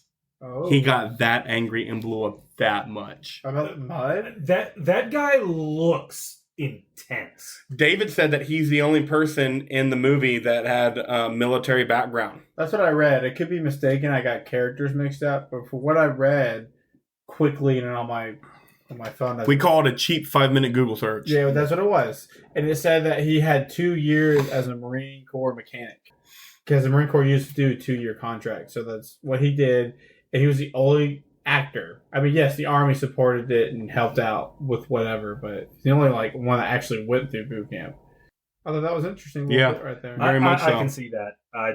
He had the look and the feel. Kind Kind of like the drill sergeant from Full Metal Jacket. I enjoyed Sergeant Hulka's I performance. felt like in this Sergeant movie. Hulka was a little too nice, though, as a drill sergeant. Well, of course, it was a comedy. Right, yeah. Yeah. And the last bit of trivia is also Sergeant Hulka. I did this one for David. I wanted to know if this happens or if he noticed that it happened, because it says that it's common. When he wakes up the platoon for the 5-mile run, then changes it to a 10-mile run after Bill Murray makes his remarks. Hulka tells the platoon that they'll be going on a 10-mile run at 0500. This is a common psychological tactic for alienating one person from a group by blaming them for a false penalty. So the night before, he was like, we're going to go on a 10-mile run at 0500. And then he showed up like, let's get ready for a 5-mile run. Yeah, it was. Yeah, I've seen that. It doesn't always happen exactly like that, but they'll be like, they're already planning on it being X amount of time or distance. Like, it's going to be 10. They already know that, but they'll blame it on one of the recruits just to fuck with them. Were you ever the scapegoat? Oh, yeah. Is everybody the scapegoat at one point in boot camp? It tries to be, but boot camp classes are so big nowadays. I mean, you can't possibly. There's over 100 people sometimes in one platoon training together. You can't make every single one a scapegoat. So, yeah, it's definitely like a cycle. I remember one time we were going on a hike.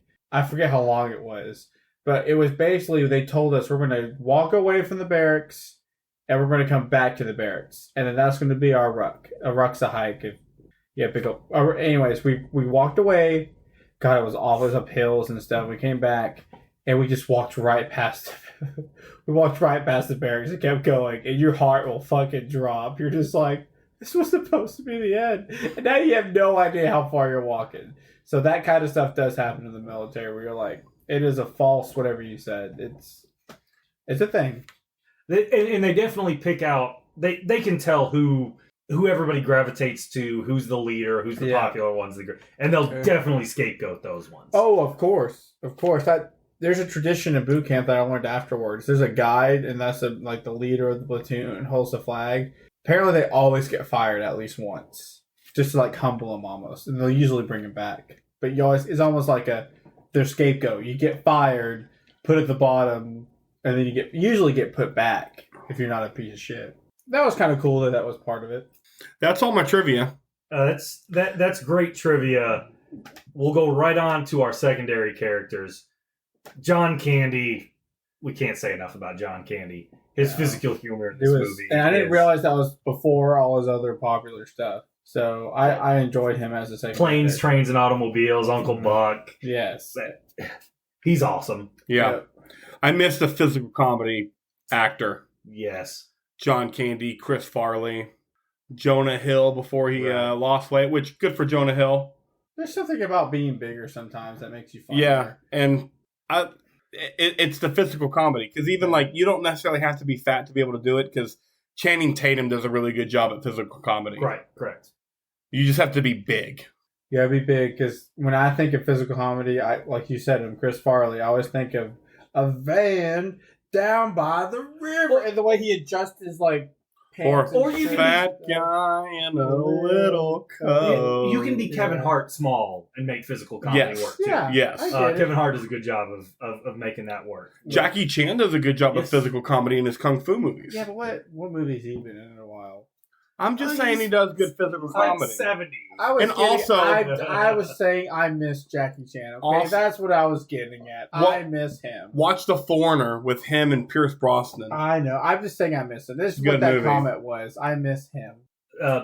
Sergeant Holka was outside of those three guys. Sergeant Holka was probably my next favorite. Yeah, he was a good secondary character. I like it. My only critique. I get that it was a comedy. I get that the military part of it wasn't a huge part. It was more about the comedy. I just felt as a drill sergeant, whatever instructor, because whatever you want to call him, what branch, I felt he could have been meaner in it. I don't know. That's just all I felt. Like, if Bill Murray had made jokes like that in actual boot camp, it would have just been like, "Hey, shut up." Yeah, Right. They did kind of. There was one scene where they kind of address it, where Sergeant Holka was like, "Take a swing at me. My hat's off." You know. I'm not a sergeant anymore. Yeah, I'm not a just a sergeant. guy. Yeah, I'm just a guy. Swing at me. And I like how they could have gone a different direction with it, where Bill Murray actually got in a fight with them. But it was a really quick, short scene where he put him in his place. The studio actually didn't want to keep that scene in the movie because they thought it was too tense. Really? And Ivan Reitman's like, no, it needs to be in the movie. Yeah. It needs to set a precedent. Right, because you need to know that you are a slacker. You're not hot shit. This 55-year-old man just whooped your ass. Yeah, because And they did it again when he climbed up the rope and where he just showed him like, "Oh, you don't think I can do it?" Even though I've been in for 28 years. By the way, he must have been on his own fuck ups to still be in E7 after 28 years. I'm just saying, he was probably a slacker himself. You know what? Some people get to a point, and they're good. No, there's nothing wrong with being E7 after X amount of years. I'm just saying, after 28 as an E7, you weren't perfect your whole career. Is all I'm saying. Oh, he probably wasn't. Yeah, so I'm sure he wasn't. But I'm saying, like, I think the studio did right, and the director, keeping that scene in there was important to show. Sergeant Holka wasn't walked over the whole movie. Like, there was a point in it where he put Bill Murray in his place. I agree. That was an important scene. Now, you say Sergeant Holka should have been more stern. Yeah. In my opinion, this is a comedy movie. You got a guy named Psycho. He's got to be more psycho than that. He was way too laid back, for my opinion. And we watched the extended cut, and there weren't any like cut scenes with him being more psycho. So that shows that he didn't shoot him. I feel like he should have been, like you said, more psycho in the movie. I agree. And now, my favorite part of the podcast. I can't do this part. You have to.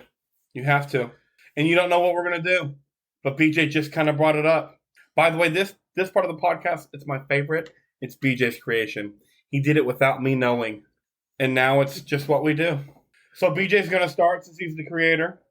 And then you're going to go as our guest. Oh, no, you're doing it second. I'll go first. Don't worry. Yeah, he's going to go first so you can see it done. But BJ, please explain what we're doing. This is our impression breakdown. I didn't like Psycho. I thought he should have been crazier. So all three of us are going to audition for the role of Psycho. Ooh, it's a twist. I thought this was going to go a different direction. So, fuck me. Jacob, you be Leon and Sergeant Holka. You take both roles in this audition, and I'll be Psycho. I might have to stand up for this. So here we go. People listening, he stood up. Oh, you're not kidding. People listening, BJ did stand up. The name's Francis Sawyer. Everybody calls me Psycho. Any of you guys call me Francis, I'll kill ya.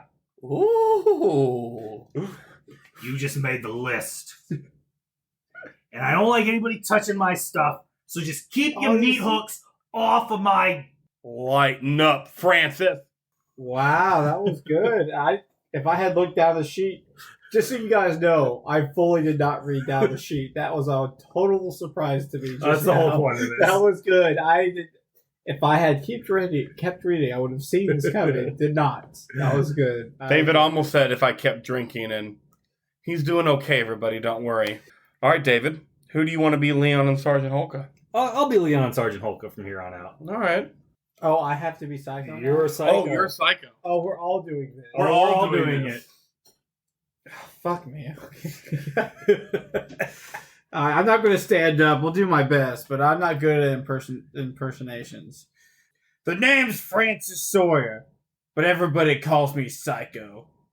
Any of you calls me Francis, I'll kill you. Ooh. You just made the list, buddy. And I don't like nobody touching my stuff.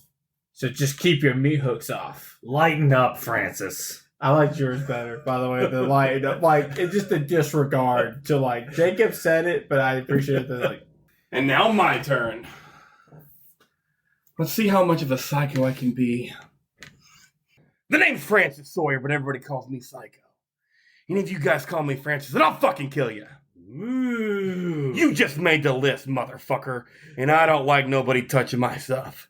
You just keep your goddamn meat hooks off. Lighten up, Francis. There should have been a pause, by the way, during this, like, because there's a. Oh no, because I'm just so amped up on Mountain Dew. Not you. I'm just giving BJ a little. Sergeant Holka kind of interrupts him. Does he in the movie? Yeah, okay, I'm remembering it wrong. Stopping at mid-sentence. You're right. I'm remembering it wrong then. So you did do it correctly. My mistake. And now it's what we did not like about the movie. We're gonna start with me being the virgin host here. Okay. And then David, you're next. What I didn't like about the movie is just how overhyped it was in my head. But that's not the movie's fault, Jacob. I didn't say it was the movie's fault, but it is something I didn't like about the movie. It's not the movie's fault. It's not anybody in the movie's fault. I like this movie more and more as we talk about it. But as I watched the movie and as I was experiencing it the first time, it was so hyped up in my head that it just didn't hit all the marks that I needed it to. I know it's not, like I said, it's not the movie's fault. It's my fault. But I didn't like it. Now, when it comes to just the movie, I thought boot camp was way too long.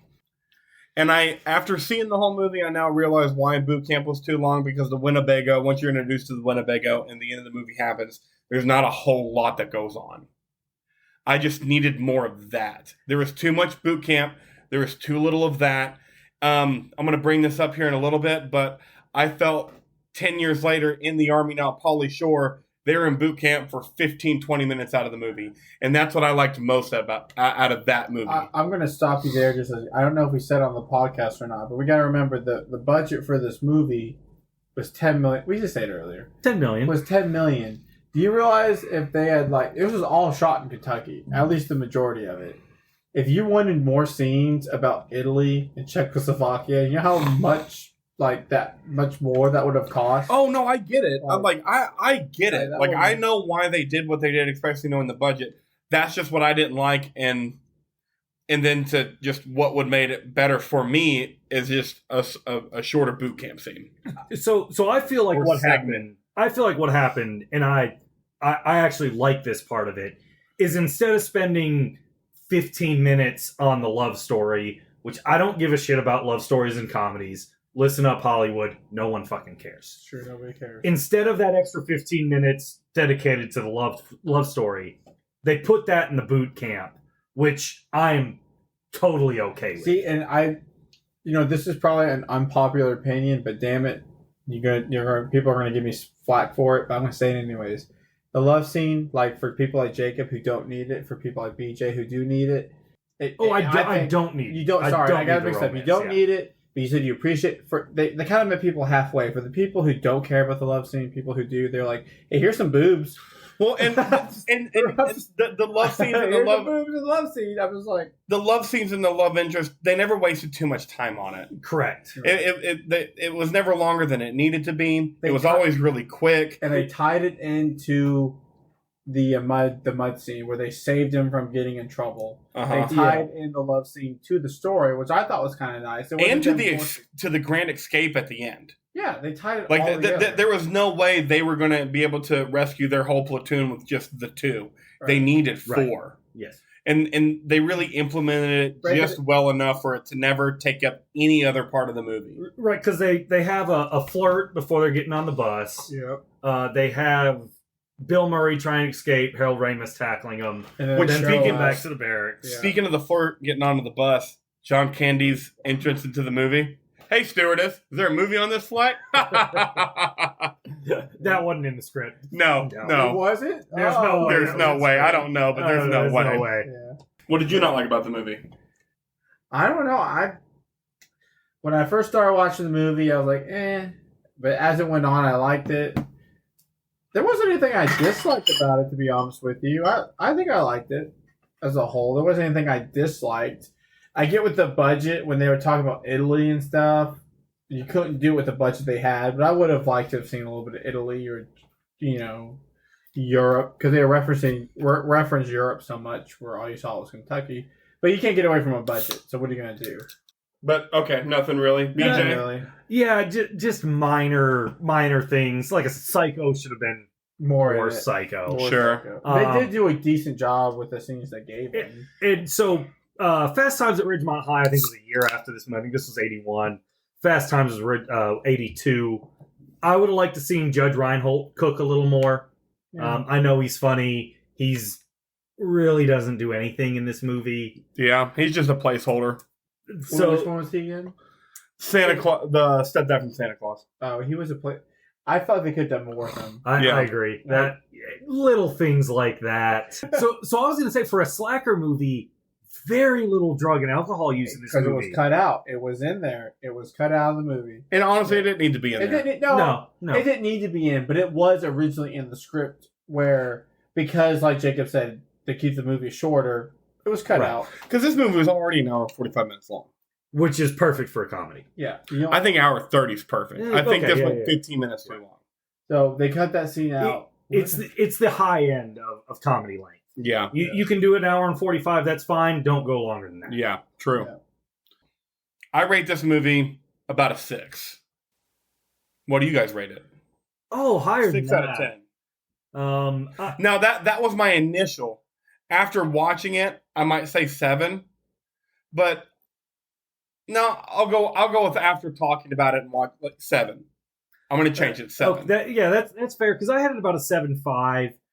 It's not a timeless comedy because it has those 70s and 80s elements where there's not enough big, huge, laugh out loud moments in this, but it's a chuckle the whole time.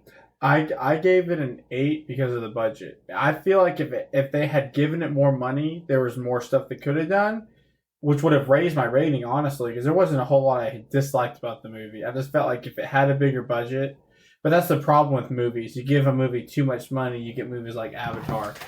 I feel like Stripes, one of those movies, if you gave it a little more money to where they could have been like more extravagant with some scenes, it's going to be better. But and there was so much improv on this movie that the scripts are useless. But the improv worked, though. Right. I didn't really, up until you guys told me today that there's improv in it, I knew there were some, but not as near as much as I thought there was. I was like, ooh, that's cool. So we're all in the same range. 7, 7.5, 8. We're all in the same range on that. So I'm assuming we'd recommend this movie to pretty much anybody. I wouldn't recommend it to anyone just because it is a comedy movie. If you're not a fan of comedy movies, I don't think you'd like this movie because it is older comedy. So if you're already a comedy fan, you're going to like it. Maybe not after the first watch because it is older comedy. So you talk about it, rewatch it, you're going to like it more. If you're already not a fan of comedies, I don't think you like this movie. That's just my personal opinion. So you don't think... So should people watch it? I think you should watch it if you like comedies. Okay. So that's my specificness of it. And don't make Jacob's mistake of setting the bar too high. No. There's not a ton of laugh out loud moments, but you're going to chuckle. They have them. And like I said, when I finished watching the movie, it was a 6. Now it's a 7. And that's a 1 point jump's a big jump. Yes. Yeah. I mean, that's if you had it a 6 to a 7, you're jumping almost 20%. Yeah. Huge jump. Ooh. Should they remake this movie? And when you asked me this question earlier, I was really nervous about this part of the podcast because I really didn't know how they could, who I would come up with. But I think they should remake this movie, and I have my cast, and I'm so excited. Because I think we all admit that they should remake this movie. It's a simple premise. You let funny people be funny. Here's a simple premise. Go be funny. Well, and then they did remake it with In the Army Now, and I'm a big Pauly Shore fan. He had a short window. He didn't need to make any more movies than he did because he's not that great. But what he did was amazing, and they took what made Stripes great, and they made it better in the Army Now. They just didn't have a Bill Murray. So are we doing In the Army Now before or after we do War Horse? Before. But here's my cast of who I think should play who in my remade Stripes movie. For Bill Murray's character, John, I have Jesse Eisenberg. As Bill Murray? As Bill Murray's character. I'll continue. Okay, so hold on to that thought when we get to mine. Yes, yeah. But keep going. Hold on your thought. Ugh. So you've got Jesse Eisenberg as John Winger. Basically. As John Winger. I have Michael Cera as Russell. Okay. I have Channing Tatum as Ox. I think he'd be really good at physical comedy because there's not a lot of physical comedy comedians in Hollywood right now, and they need to be young enough to join the military. That was very hard. That's what made me the most worried about recasting this movie. You were setting yourself up earlier when you were like, they don't need to be fat. I didn't know you had side agendas for your like. No, I wasn't setting nothing up, but you don't need to be fat to have physical comedy. You don't need to be, but I feel like in this movie, Ox, because he did have that for that scene when he was talking to the drill sergeant, he was like, "No, I agree, but Channing Tatum could change that aspect of that character and make it his own." I just watched The Lost City with him and Sandra Bullock. That was a good movie. And Channing Tatum's physical comedy in that movie, like that's really what made me think like Channing Tatum could kill this. Here's my issue with that. How are you going to make Jesse Eisenberg more charming than Channing Tatum in this movie? Yeah, because he has to be more charming. That's the whole point. I don't know, and maybe the remake isn't exactly shot for shot. Like maybe he doesn't need to be more charming. To be fair, what you just said though, John Kennedy is more charming. I don't know. I feel like he is. Well, so and Jesse Eisenberg is the smaller part of the movie if you're going to go that route. And I think Channing Tatum's good enough to not be more charming than Jesse Eisenberg. Channing Tatum is and he's a great comedic actor. Yes. He just looks too fucking good to be in comedies. Sergeant Hulka would be Jason Segel from How I Met Your Mother and Forgetting Sarah Marshall. Is he intense enough? I love you, man. Mind your own fuckhole! Who are we talking about? The tall guy? Yes. Yeah, he'd be good. Yeah. He'd be good. Captain Skillman would be Mike Myers. I can see Mike Myers looking through a telescope at... Yeah, you got a weird thing there because he's obviously younger than Volka in Stripes. I didn't do this part of it, so I wanted to piggyback off y'all's. Can I give you one? Let me finish. Let me finish. Go ahead. I'm going to forget. The drill sergeant that you said, or the drill... whatever. I feel like... What's his name? He was in that movie with Jennifer Aniston where he was like... Vince Vaughn? How'd you know that I was like going, wow, I gave you one actress that he played with and you were right there. That was good.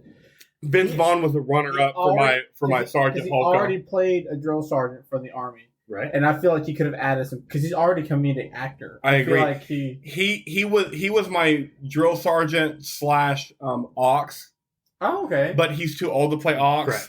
And I wanted to go with Jason Segel over him because I just think in a movie like this, Jason Segel would be better as the drill sergeant. Saying. I'm just saying, because he already played it and he already played a serious drill sergeant. But he's already a comedy guy. I'm a big Vince Vaughn fan. Yeah, I think he'd be great there too. Okay, I just wanted to make sure. I want to do an honorable mention kind of thing. Sure. I didn't do my own list with this. So I get that. I wish I had made my own list of like whoever, because I didn't. This movie would be so hard to remake today and like do it justice almost. So in my remake, the hardest to pick was who's going to play Ox, because 10 years ago it would have been easy. You can pick Zach Galifianakis. You can pick Chris Pratt when he was Andy on Parks and Rec. Yeah, you can pick Eric Stonestreet from Modern Family. Yeah, great big comedic actors. That They're not really a thing right now. Like, there's not. I can't. When I think of great big comedic actors, I don't. No one really comes to mind that's popular right now. That's under the age of 35. Yeah, there's not. There's that one stand-up comedian, but he doesn't act. Kirshner? You knew where I was going. He's a good shirtless stand-up comedian, but he doesn't do movies. So it's like he's the only one that comes to my mind that could do Ox as a younger guy. So this is maybe off the wall, but What We Do in the Shadows, the FX vampire spoof show, the one who plays Guillermo in that, Harvey Gillian. Jacob, you know him. He's the coroner in the Amazon Prime series Reacher. Which I've told David to watch, which he will watch soon because Eventually. it's fucking amazing. Speaking of MPs, if you want to do the I Remember My First Time Reacher, I'm here for it. I'm not saying no. But he's not as big as John Candy.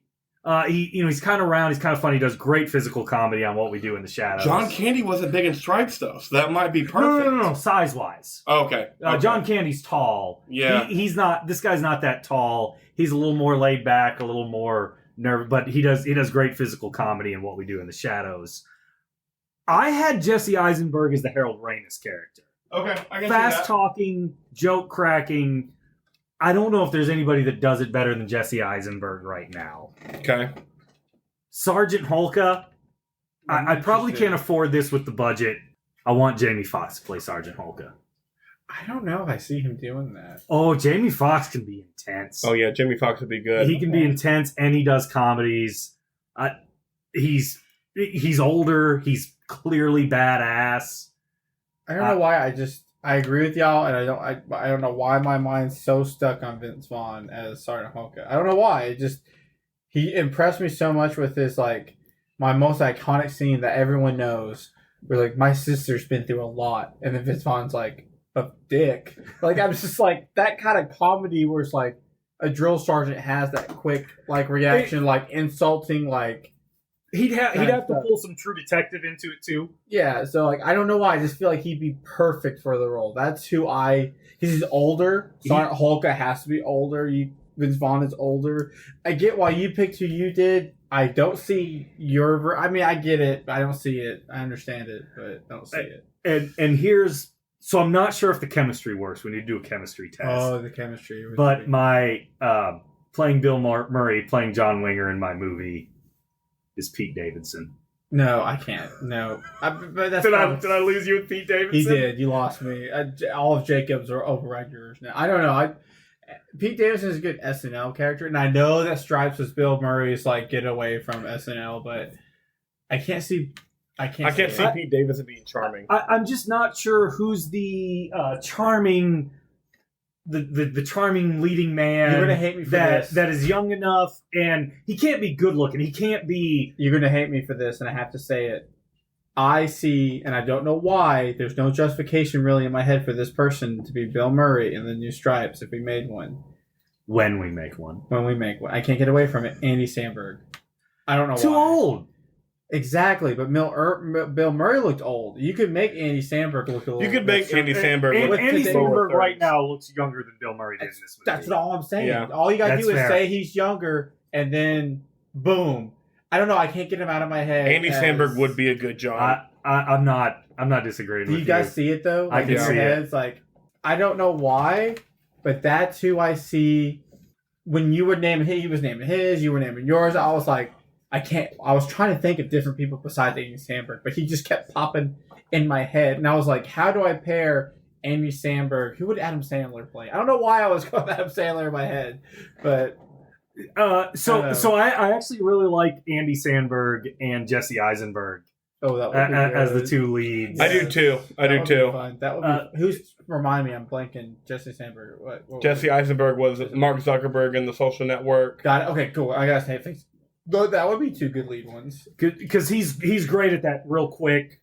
Because Harold Ramis is cracking off jokes real quick in this movie. Yep. And no one does it better than... I think a remake of this movie would have to be almost SNL stars or stand-up comedians because they would all be good at like improv, and that's how you would make this movie. That way, it wouldn't be exactly like the old one, because you need to like give it like honor to the original one. Not honor, that's the wrong word, but you know what I mean. Like, Yeah. You guys don't Pay homage. That's what it is. Yes. So, but you're also giving your own flair to it, giving your own improv with like today's comedy. Like you could like make it a modern movie, but also all the same stuff as the original. Yeah. Good and bad IMDb movie reviews. We start. One of my favorite parts of the podcast. I look at a good IMDb movie review and a bad one. I mean, that's typically where people go when they're deciding. I know, and I like looking at what normal people have to say because they're either really right. They're either really right or they're really wrong, and there's never any in between. Like, you ever like tell someone a joke and you could just tell it like over their head? Right. That's how some of these movie reviews are. Like, you didn't get the concept of the movie. Like, yep. There's a lot of that in these. Yes. And David, I always start with the bad one, so I give the good one to you first. Stripes is a great movie with a well-written storyline and a brilliant comedic cast. It's simply a fun comedy, and it doesn't need to, nor does it want to, be looked at beyond that. It's very funny, and there are a ton of scenes where you can tell the cast is improvising and having fun together. It's definitely much longer than it needs to be, running for nearly 2 hours. I found that unnecessary, and there were definitely several parts that could have been trimmed to make this a more suitable 90 minutes. That's as long as I feel a movie like this should be. Huh. Bill Murray shines in the lead role. This is very early in his career, but it is clearly evident that he already had the confidence and charisma to play the main character and was very capable of holding the whole movie. It's not a flawless film, but Stripes is very enjoyable to watch, and I would recommend it to anyone looking for a good comedy. A pair of slackers join the U.S. Army with the hopes of getting their act together. Best performance, Bill Murray.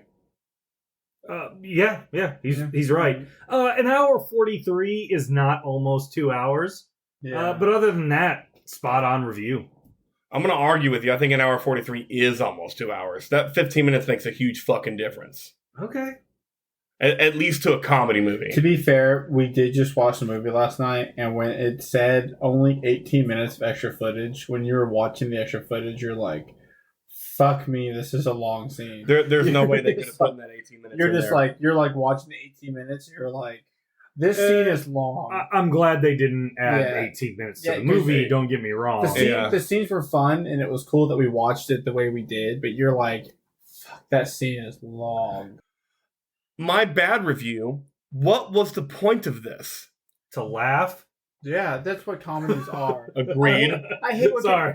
I love that. I love that you said that, though. I hate when reviews start out like that. Like, why does every movie have to have some overarching, like, purpose? Why can't it just be a movie to enjoy it being a movie? This is the movie versus films discussion we often have on this. Yes. There are movies and there are films. This is a movie. Yes. So the title, like I said, what is the point of this? Disillusioned, slobbyish, New York cabbie Bill Murray decides to join the army to get in shape and persuade his teacher buddy, Harold Remus, to do the same for no good reason. Most of the rest of the film concerns their platoon of misfits, including John Candy, sadistic drill sergeant, mad egotistical captain, and a couple of improbability attractive MPs. There is a rather silly plot tagged on the end involving a top-secret armored disguised as a camper van, presumably to give the whole exercise some point, without conspicuous success. Not particularly funny, but has some admirable performances. Now, before you go, let me just address what I want to address about this review. First off, this drill sergeant was not sadistic. Not at all. I had to say that. That made me angry. Did they watch the movie? He was the calmest drill sergeant in movies I've ever seen. Yeah. The mad egotistical captain. So maybe he wasn't egotistical. He was a moron. Maybe he was egotistical. He thought he was the hottest shit. Yeah. That's what I was saying. Maybe he was egotistical. And the only reason I say maybe is because my brother is in the army, and he has taught me that when there are bad officers, which there are many, they just get put on bad platoons, and it's all about their ego to try to get out of that situation. So maybe, but mad egotistical, no. I don't think is fair. A rather silly plot tagged on the end. That was one of the best parts of the fucking movie. Yeah. I feel like they didn't watch the movie. I feel like and then persuades teacher buddy Harold Remus to do the same for no good reason. That dude was having a shitty life too. Do you think that people in the 80s were making a whole lot of money teaching immigrants how to speak English? No. Do you think people in 2020 make a lot of money speaking? No. And plus, it made a point for if you're a real film connoisseur or however you want to call it, or just anyone with common, If you like fucking movies, goddamn or it. if you have any common fucking sense, in the movie it makes a point to show him drive that shitty ass car. Like, obviously he's not bringing in the big bucks. Correct. Like, obviously he's struggling, just like Bill Murray, just a little bit better. No good reason. They want to turn their life around. Yeah. And that's what you use the military for. Yeah. That's why it's a volunteer situation. You want the GI Bill? You want a good retirement? Join the military. You don't? Fuck off. Oh, that review makes me like. Right? That review was a fucking worst. I almost felt like you keep reading it. I was almost like, So, David, would you recommend this movie to people? Should people watch this movie?